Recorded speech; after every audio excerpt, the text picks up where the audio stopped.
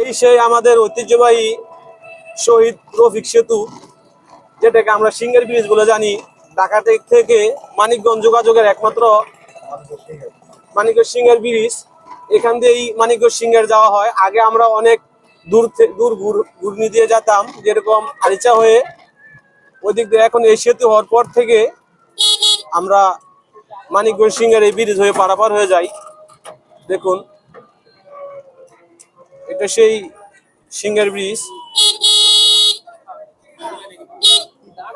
আসলে এই টাইমটা এই জায়গায় একটু লোক জনসংখ্যা বেশি থাকে।